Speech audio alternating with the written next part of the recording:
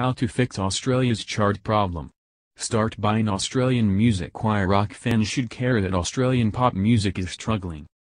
I have a personal belief system that very few of my friends share. I don't do piracy. I don't do torrents, I do Netflix and Stan. I don't use live stream. I go to the pub. I hope like hell iTunes will let me watch my favorite TV show at the same time as the US when it returns in October. No, I'm not watching the leaked episodes.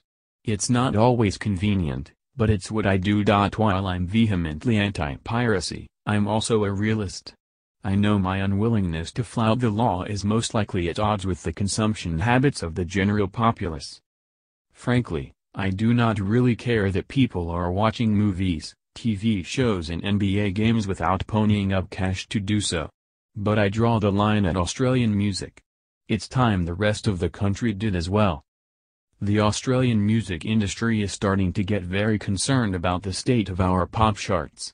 There are no Australian songs in the top 20 this week, with Sydney singer William Singe's guest vocal on Mama, by UK DJ Jonas Blue, the only local talent in the whole list. That's not good. And while there are countless complex issues that contribute to this lackluster commercial reality, you can also break it down pretty simply. We're not buying enough Australian music. Look, the pop charts will probably always be a bit shit. I'm a bit of a pop apologist, but I understand if the glossy, sometimes vacuous, often unimaginative fodder that features in the pointy end of the weekly ARIA charts isn't your thing. But my belief is, if the charts are full of shit pop music, it might as well be shit Australian pop music. If Australian pop music doesn't chart, it means it's probably not making much money. If it's not making much money, it will die. Any Australian music lover has a vested interest in the success of Australian artists.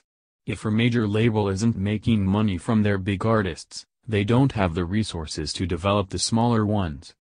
Remember when Silverchair became the biggest band in the world and, all of a sudden, any kid with scruffy hair had a shot at a record deal, a guitar endorsement and a chance to ditch the dole queue for a while? Remember how an injection of money and attention meant that we actually had a ton of great bands emerge from garages around the country?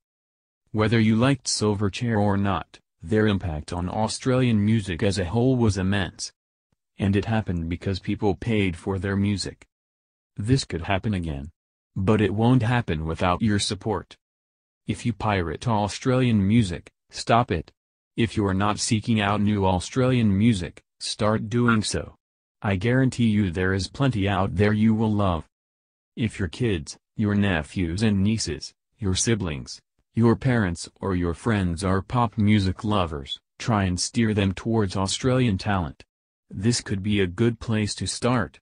And convince them to pay for it. If you're streaming music, slip a few Aussie tracks into your regular playlists, or subscribe to some that feature Australian tracks. Since streaming figures counted in the ARIA charts, artists with large international profiles, who are on big international playlists, have benefited more so than locals still fighting for international recognition. These small steps won't fix the problem. There's a deep-seated issue within the Australian psyche that devalues art, particularly contemporary music, and cultural cringe still lingers despite decades of high-quality output from so many Australian musicians. There are also complex structural issues that hopefully people with more power than you and I can start to address that one day. But if we all throw a few bucks at Australian music, it will make a difference.